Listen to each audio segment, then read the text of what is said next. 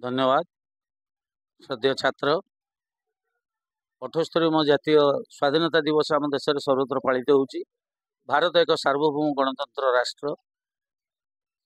जाति वर्ण धर्म निर्विशेष आम समस्ते समान।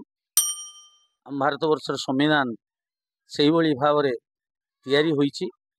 संप्रति सांप्रतिक परिस्थिति रे पृथ्वी रे जेभली भाव में विशृंखला सृष्टि होउची, किंतु एक बृहत देश होइतिले मध्य भारत वर्ष रे से भली घटना के घटू नहीं। आम भितर हिंदू अच्छंती, मुस्लिम अच्छंती, सिख अच्छंती, समस्त किछि अच्छंती, किंतु आमे समस्ते भाई भाई होइकी भारत वर्ष रे चलू। आपण माने जानिथिबे वर्तमान परिस्थिति रे हमर पड़ोसी देश बांग्लादेश रे सामान्य जातिगत समस्या को नहीं जो विशृंखला होइची, हिंसाकांड होइची, से देशर प्रधानमंत्री विताड़ित हो बर्तमान आम देश में आश्रय नहीं। भारत एभली एक देश वसुधैव कुटुंबकम हॉस्पिटालिटी बा आतिथ्यता दबारे से सर्वदा आग्रह।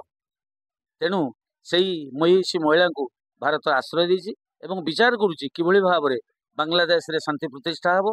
आंतर्जातिक स्तर भारत मध्य प्रयास करुच्ची। रूसिया एवं यूक्रेन से युद्ध असमाप्त, तथापि भारत वर्ष शांतिदूत भाव में प्रयास करुच्ची किभली भाव शांति प्रतिष्ठा हो। कारण आम देश एक शांतिप्रिय देश। ये जहाँ कहीं कहारी को अनिष्ट करने अमंगल करने चेष्टा करते ना।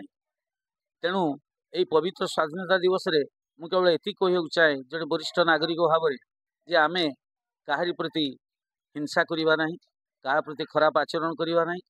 वसुधैव कुटुंबकम न्याय समस्ते आम निजर।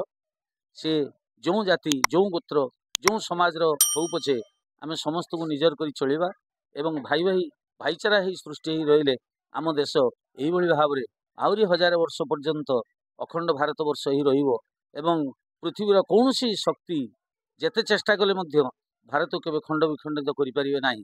यह होची आम भारतीयतार प्रतीक। जय हिंद।